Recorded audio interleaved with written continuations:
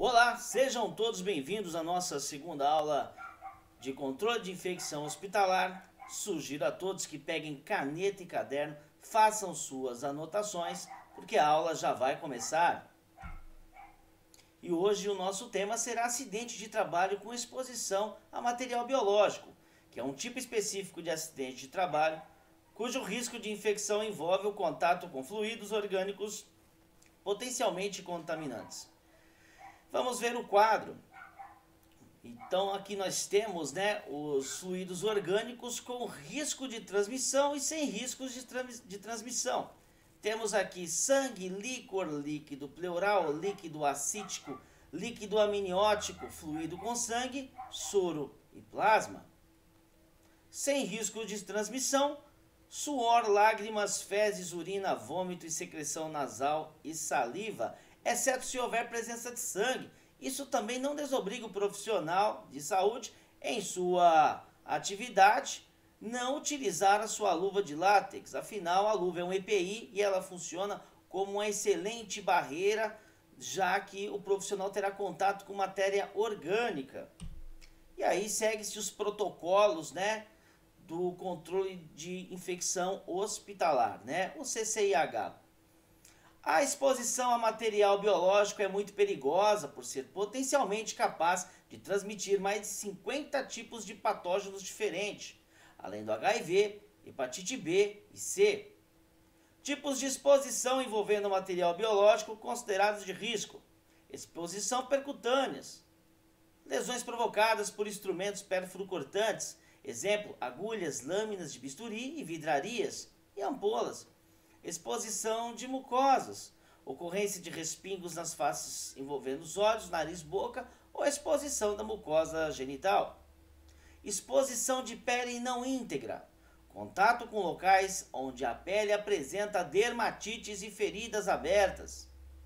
Arranhaduras ou mordeduras são consideradas de risco quando envolve a presença de sangue. Principais causas de acidente de trabalho com exposição a material biológico: administração de medicação endovenosa, intramuscular, subcutânea, intradérmica, punção venosa, arterial para coleta de sangue, descarte inadequado de material perfluocortante em saco de lixo, e aí faz o descarte inadequado, acaba não descartando no local correto, que seria a caixa de perfluocortante. Descarte inadequado de perfluocortante em bancadas, em camas, em chão. Lavanderia. Lavagem de material, no caso, no CME. Manipulação de caixa com material perfluocortante. Procedimento cirúrgico, odontológico, laboratorial. Destro. Controle de glicemia capilar e reencape de agulha. Essas são as principais causas de acidente de trabalho com exposição a material biológico. Riscos de infecção por HIV, hepatite B e hepatite C.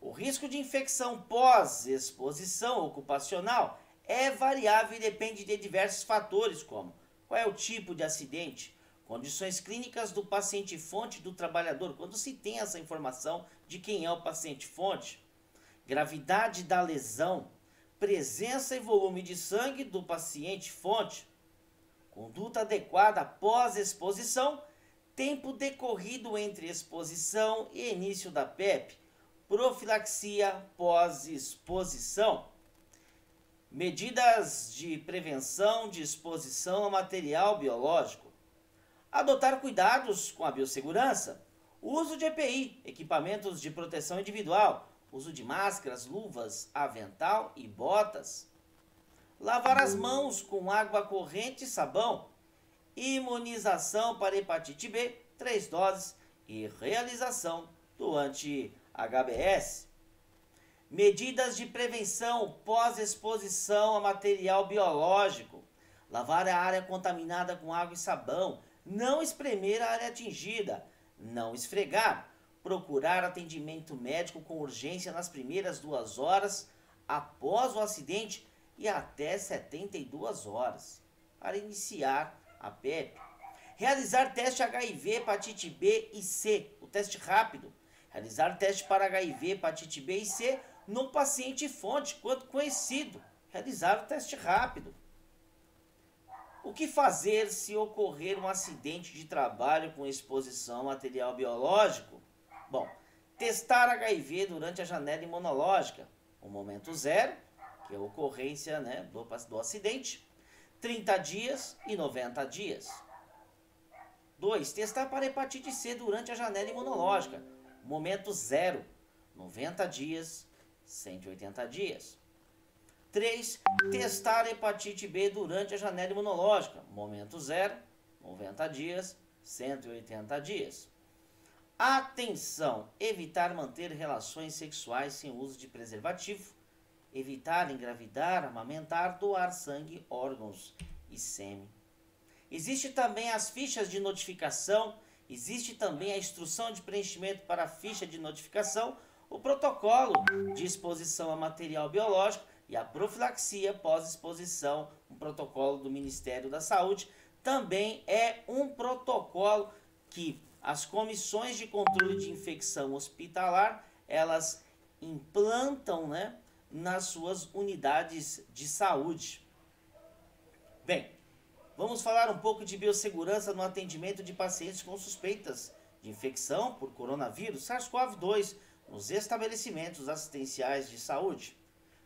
Tivemos a nota técnica, né, que saiu em 2020 e teve uma atualização em janeiro de 2021. E aí temos lá critérios para suspensão de isolamento, afastamentos e retorno laboral de profissionais de saúde acometidos, vigilância epidemiológica das infecções relacionadas à assistência à saúde associadas ao SARS-CoV-2. Temos que sim, né, falar hoje, porque ainda nós estamos vivendo ainda a esta pandemia. Vamos para uma breve introdução. No final de dezembro de 2019, as autoridades chinesas notificaram a Organização Mundial de Saúde, a OMS, um cluster de pneumonia aguda de etiologia desconhecida na cidade de Wuhan, aparentemente associada ao mercado de frutos do mar da cidade, onde também são comercializadas outras espécies de animais domésticos, silvestres. Em 9 de janeiro foi divulgada a identificação de um novo coronavírus, SARS-CoV-2, em um paciente hospitalizado com pneumonia em Wuhan. Em 11 de março de 2020, a Organização Mundial da Saúde classificou o coronavírus 2019 como Covid-19 como uma pandemia, sendo a Covid-19 uma emergência de saúde pública nacional e internacional. A transmissão pessoa a pessoa, SARS-CoV-2 foi confirmada, mas a fonte de infecção ainda permanece desconhecida. O período de incubação estimado varia entre 2 a 10 dias, que se fechou em 14 dias. O do período de transmissibilidade do vírus para se iniciar antes da manifestação pode-se iniciar antes da manifestação dos sintomas, estendendo-se ainda por 10 a 20 dias em pacientes imunocompetentes e imunocomprometidos, respectivamente. Apesar dos progressos rapidamente alcançados, como o desenvolvimento de exames para diagnóstico laboratorial da doença e de vacinas para sua prevenção, que começam a ser aplicadas em vários países ao redor do mundo, a doença segue aumentando em número e em casos de óbitos. E aí, medidas a serem adotadas no serviço de saúde para a prevenção da transmissão da infecção pelo coronavírus, o SARS-CoV-2, reconhecimento precoce do caso e controle da fonte. Então, foi uma das primeiras coisas a serem adotadas. Aplicação das precauções padrão para todos os pacientes. Implementação das precauções empíricas adicionais, gotículas e contato, aos casos suspeitos e confirmados de Covid-19. Nos procedimentos geradores de aerosóis, deverão ser adotados também as precauções para aerosóis. Medidas administrativas e de controle. Controle do ambiente para possibilitar a acomodação adequada do paciente e precauções para isolamento. Vigilância e gestão de dados de pacientes infectados. Vigilância diária dos pacientes internados por outro diagnóstico para sintomas de Covid.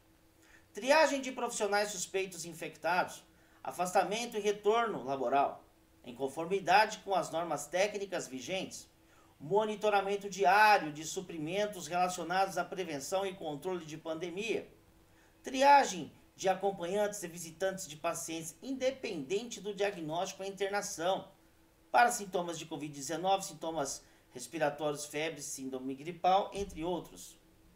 Sobre isso, nós ainda podemos fazer um adendo, né? Muitas unidades hospitalares, muitos hospitais de campanha que foram montados para aumentar os leitos, né? Devido a faltas de leito, que hoje ainda existe, já existia, e isso aumentou, né? Foram adotadas algumas medidas de coibir a visita ao paciente devido realmente, né?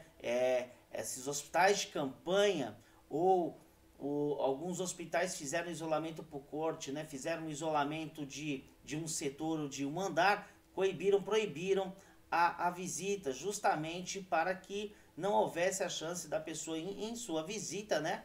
Ela ter o risco de se contaminar. Tivemos também na nota técnica, né, o reconhecimento precoce do caso e controle da fonte de serviço de saúde. E aí tem a sinalização do fluxo e do local de atendimento do paciente com suspeita de infecção SARS-CoV-2, triagem clínica com identificação precoce do paciente suspeito de infecção por SARS-CoV, fornecimento de máscara cirúrgica ao paciente. Na verdade, até o momento de hoje e desde quando, né, se anunciou a pandemia, todas as unidades de saúde, sendo unidades básicas, pronto atendimento, hospitais de porta aberta, né, antes de ter a obrigatoriedade de adentrar esse ambiente hospitalar usando uma máscara, os equipamentos de saúde já forneciam para o paciente cliente uma máscara cirúrgica para ele adentrar. E depois veio o protocolo, né, que todos deveriam utilizar. Inclusive teve até uma nota do Ministério da Saúde orientando de como deveriam ser essas máscaras de tecido que funcionaram como, né, e funcionam ainda, né, como uma barreira mecânica. Logicamente que tem que ser trocada após ela estar umedecida. Também na questão também da máscara cirúrgica. Então a máscara cirúrgica foi definida para os pacientes dentro do ambiente hospitalar, para os profissionais em todos os tipos de atendimento, precaução padrão, e para os clientes que procuram as unidades deverão estar com sua máscara de pano, essa barreira mecânica, caso se tiver a necessidade de qualquer internação ou permanecer naquele ambiente hospitalar, ele deverá estar utilizando uma máscara cirúrgica até para poder protegê-lo.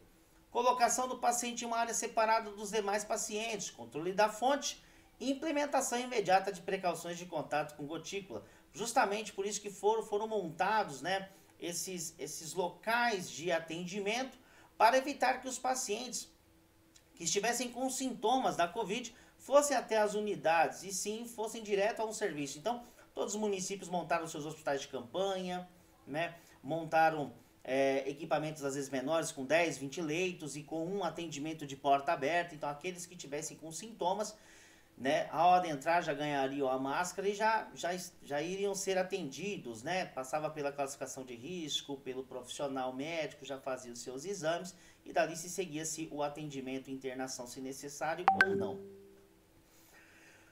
Também promoção de medidas de higiene respiratória, etiqueta de tosse, isso é discutido até hoje.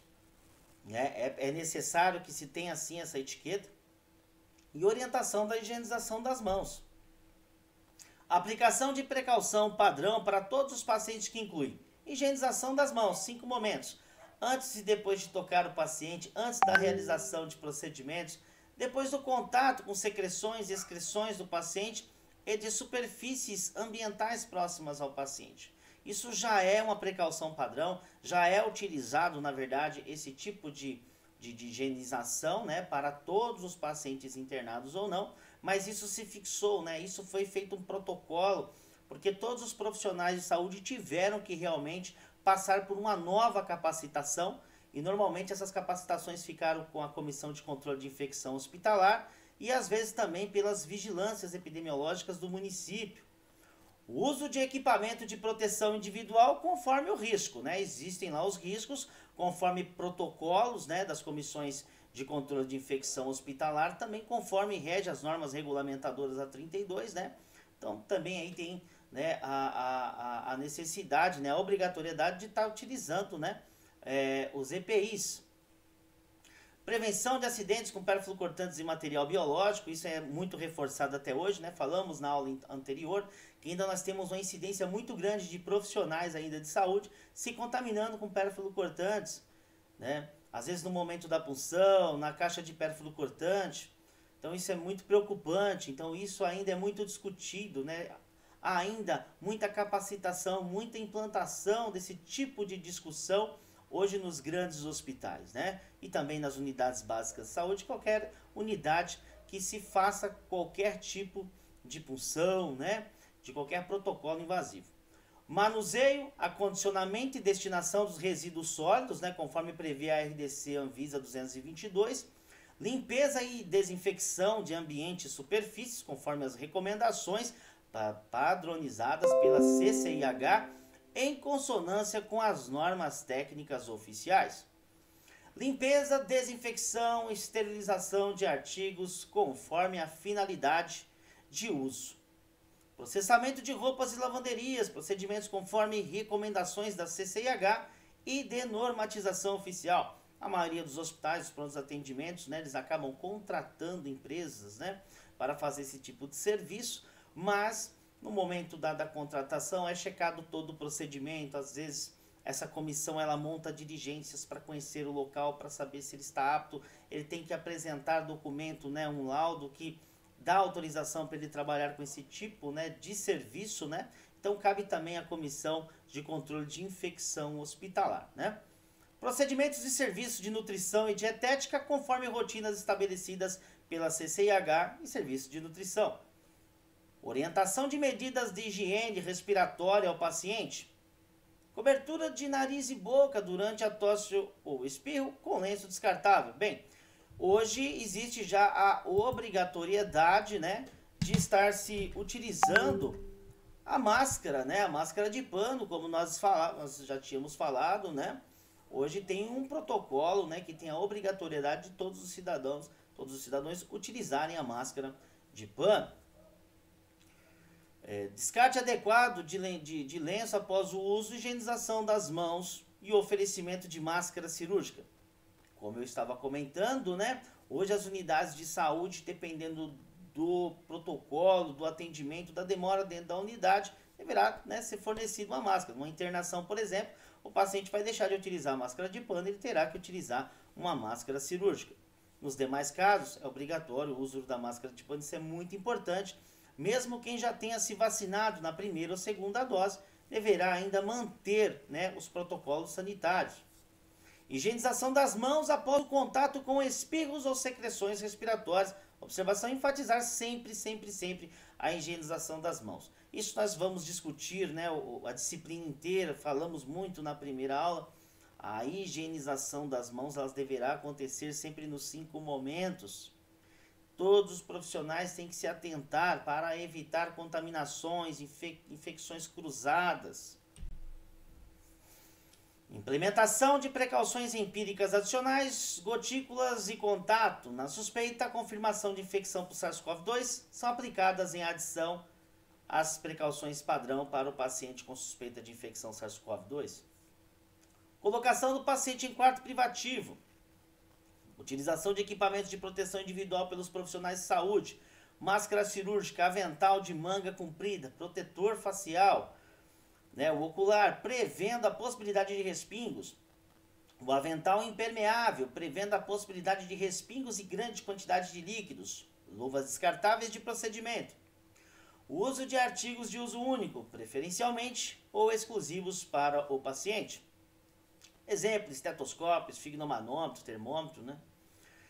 Se o artigo não for de uso único, proceder a limpeza, desinfecção entre cada uso. Isso tem no protocolo, mas é muito importante, né, que o gestor da unidade providencie sempre, né, esses artigos de uso, né, sempre para cada leito.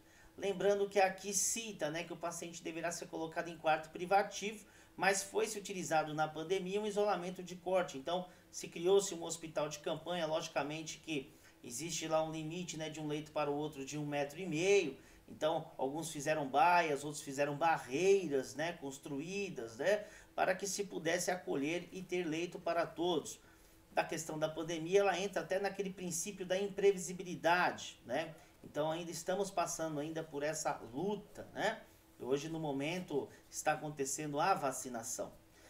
Transporte, movimento do paciente para fora do quarto deverá ser realizado somente quando absolutamente necessário. Se possível, realizar os exames à beira do leito. Bem, alguns exames dá para fazer na beira do leito. Outros exames, por exemplo, vamos supor aqui um raio-x portátil, ele consegue fazer algumas peças menores anatômicas. Mas dependendo do paciente, poderá ser transportado sim até a sala. Mas aí tem toda uma questão do protocolo, né, que é descrito pela Comissão de Controle de Infecção Hospitalar, né? A sala onde vai ser realizado o exame deverá ser avisado, normalmente ficam por últimos, né? Também o paciente, para sair também do seu leito, também no caso, ele deverá estar portando máscara, né? Então existe um protocolo que, né, na impossibilidade de usar os fluxos pré-estabelecidos, o paciente deverá usar máscara cirúrgica ao deixar o quarto, como eu acabei de citar. Profissionais que realizam o transporte devem ser orientados para a utilização de EPI e higienização das mãos. Vai tirar o paciente do quarto do leito, né? Dependendo hoje, como nós temos os hospitais de campanha, então tudo é feito dentro daquele espaço, daquela unidade dedicada, né, somente para o Covid. Mas às vezes um paciente pode ser internado em um leito de isolamento, aguardando uma vaga, uma transferência para um hospital, né, ou uma unidade que está somente para a Covid, então deverá ter esse cuidado, né? O paciente às vezes está numa UPA, num pronto atendimento, está lá numa sala, está isolado numa sala, aguardando a transferência, precisa fazer o exame, então tem todo um protocolo instituído pela Comissão de Controle de Infecção Hospitalar para que ele realize esse exame e a sala passe por uma desinfecção e o paciente junto com os profissionais retorna ao leito e aí é realizado a desinfecção da sala e a sala é liberada, mas isso é de acordo com o protocolo que a Comissão de Controle de Infecção Hospitalar ela implanta. Profissionais da área onde o paciente será recebido deverão ser previamente avisados e orientados sobre a necessidade de EPI. Exatamente, tem que ter o contato, tem todo um protocolo que precisa ser realizado. Limpeza e desinfecção rotineira das superfícies de contato com o paciente, como nós falamos. Limite de número de profissionais e restrição de visita acompanhante a paciente suspeito confirmado de infecção por SARS-CoV-2. Realmente essa questão de visita é algo muito duro, mas é importante seguir os protocolos justamente para desenfrear, né, essa incidência de contaminação, essa incidência exponencial que está acontecendo. Profissionais, familiares, visitantes que adentrarem ao quarto do paciente devem aderir às precauções de isolamento conforme orientação da Comissão de Controle de Infecção Hospitalar, caso se liberado. Precauções para aerosóis na realização de procedimentos que geram aerossóis. Em pacientes com suspeita, confirmação de infecção por SARS-CoV-2, alguns procedimentos que geram aerosóis foram associados a risco aumentado de transmissão do coronavírus, SARS-CoV-2 e o MERS. Então são eles: intubação traqueal, ventilação não invasiva, traqueostomia, ressuscitação cardiopulmonar, ventilação manual antes da intubação e broncoscopia. Procedimentos de coleta suave, nasofaringe para diagnóstico de SARS-CoV-2 e terapia inalatória devem ser considerados como geradores de aerossóis. Todos os profissionais que realizam esse procedimento deverão utilizar precauções para aerossóis na realização de procedimentos que geram aerossóis em pacientes com suspeita ou confirmação de infecção por SARS-CoV-2. Alguns procedimentos que geram aerossóis foram associados a risco aumentado da transmissão por corona. Acabamos de falar, né, a questão da intubação traqueal, ventilação não invasiva, tráqueo e a ressuscitação. Todos os pacientes, aliás, todos os profissionais que realizam esse procedimento deverão e devem utilizar. Sempre que possível, deve ser evitado o procedimento e procedimentos terapêuticos que gerem aerossóis. Então, primeiro, precisa evitar essa geração de aerossóis. Mas em alguns procedimentos não tem como, né? Como nós vimos, são procedimentos que são realizados, né, pela equipe médica para garantir a sobrevivência à vida do paciente. Excepcionalidades devido à alta demanda por máscaras N95 e PFF2 ou equivalentes devido ao aumento da demanda causadas pela emergência de saúde pública da Covid-19. As máscaras de proteção respiratória N95 e PFF2 poderão ser excepcionalmente ser usadas por um período maior ou por um número de vezes maior que o previsto pelo fabricante, desde que sejam utilizadas pelo mesmo profissional e que sejam seguidas minimamente as recomendações abaixo. Com o objetivo de minimizar a contaminação da máscara N95 ou PFF2 ou equivalente, se houver disponibilidade. O profissional de saúde deve utilizar um protetor facial, hoje muito mais comum, bem conhecido, Face Shield, pois este equipamento protegerá a máscara de contato com gotículas expelidas pelo paciente. O serviço de saúde deve definir um protocolo para orientar o profissional de saúde. É como nós falamos na primeira aula, né? Cabe ao gestor, né? Existe uma norma regulamentadora NR32 que diz, né, que cita que cabe ao gestor fornecer o EPI necessário ao profissional e também fornecer a capacitação para que o profissional tenha segurança, um protocolo para que ele utilize esse EPI no momento certo. Podemos também, né, sabemos que no começo dessa pandemia houve uma falta, né, houve uma escassez de EPIs, principalmente no que se refere a máscaras, né, de aerossóis, né, a N95, que é uma numeração americana, e a PFF2, que é a nacional. Então, realmente, no começo da pandemia, teve até notas, né, do Ministério, enfim, que muitas prefeituras soltaram, Estado, enfim, que quem tivesse essas máscaras, que fosse a unidade hospitalar para doar, porque realmente faltou, houve uma escassez. Como eu falei, a pandemia ela entra no princípio da imprevisibilidade, então foi muito rápido. Hoje já tem uma folga, né? N95, PFF2, os valores, né, naquela falta, os preços subiram. Foi muito complicado para todos os gestores. Hoje, a questão de EPIs, né, quando a gente cita, né, no artigo de N95, PFF2, hoje está mais controlado, né? Então, o profissional ele vai lá, retira o seu EPI, assina um documento, ele já passa por capacitação, que é dada pela Comissão de Controle de Infecção Hospitalar, e nisso ele vai utilizando, e na medida em que ele tiver necessidade, a máscara sujar ou a máscara se contaminar, ele precisa trocar. E aí cada unidade, né, adotou um protocolo de troca, né? O serviço de saúde deve definir um protocolo para orientar os profissionais de saúde. Foi bem isso que aconteceu. Minimamente sobre o uso, retirada e acondicionamento, avaliação da integridade, tempo de uso e critérios para o descarte das máscaras, ou equivalentes. Esse protocolo deve ser definido pela Comissão de Controle de Infecção Hospitalar em conjunto com as equipes das unidades assistenciais. Então, isso cabe à Comissão de Controle de Infecção Hospitalar de implantar, de passar uma educação continuada, né, de fazer esses protocolos, fazer essas capacitações e sempre estar orientando, fiscalizando o uso correto dos EPIs. Observação: o profissional de saúde não deve usar a máscara cirúrgica sobreposta a N95 ou equivalente. A remoção da máscara deve ser feita com a retirada pelos elásticos, tomando cuidado para nunca tocar na sua superfície interna e o acondicionamento deve ser feito de forma a mantê-la íntegra, limpa e seca para o próximo uso. Por isso, pode ser utilizado um saco ou envelope de papel, embalagens plásticas ou de outro material, desde que não fique hermeticamente fechadas. Os elásticos da máscara deverão ser acondicionados de forma a não serem contaminados e de modo a facilitar a retirada da máscara desta embalagem. Então, realmente, né, coube aí, né, a Comissão de Infecção Hospitalar a criar e implantar, né, esses protocolos. Muito importante aí esse trabalho das comissões de controle de infecção hospitalar e outros municípios que, por exemplo, não têm hospitais que no momento da pandemia não tinham essa comissão, coube também aí as comissões que foram criadas para o enfrentamento da pandemia. Essas comissões também tiveram, né, esse desafio e estão na luta aí até hoje, né? Observação 2. Se no processo de remoção da máscara houver contaminação da parte interna, ela deverá ser descartada imediatamente.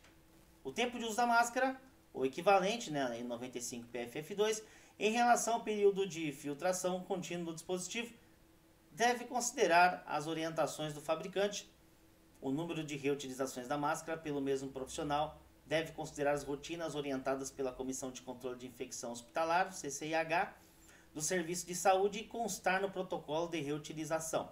dependendo do setor, dependendo do setor em que o profissional está atuando, depende muito também das orientações do protocolo criado pelas comissões de controle de infecção hospitalar. Importante, o uso da máscara N95 nesse momento está recomendado para profissionais de saúde que realizam procedimentos geradores de aerossóis ou que estejam no ambiente, caso a sua permanência seja necessária durante a realização desses procedimentos. É preciso sempre enfatizar a prática de higienização das mãos nos 5 momentos. Higienização das mãos antes e depois de tocar o paciente, antes da realização de procedimentos, depois do contato com secreções e excreções do paciente e de superfícies ambientais próximas ao paciente. Hoje nós estamos ainda, nessa campanha de vacinação e, como vocês podem perceber, todos ainda estamos seguindo os nossos protocolos sanitários e é muito importante o profissional de saúde saber desses protocolos, respeitar e ser um exemplo na utilização de EPI. Bom, pessoal, chegamos ao fim, da nossa segunda aula, Infecção hospitalar é coisa séria sim. E aí fica sempre, eu gosto às vezes de deixar, uma mensagem. Já higienizou as suas mãos hoje? Mas só porque nós não estamos no ambiente hospitalar que nós não vamos higienizar as nossas mãos, Então é isso, alunos. Lembrando que também nós teremos, uma atividade de fixação, um exercício de fixação sobre esta aula. Espero que tenham gostado. Assistam, façam suas anotações. Também estará sendo enviado a vocês, esse conteúdo no formato de slides. Estarei à disposição. Um grande abraço e até a próxima aula, alunos.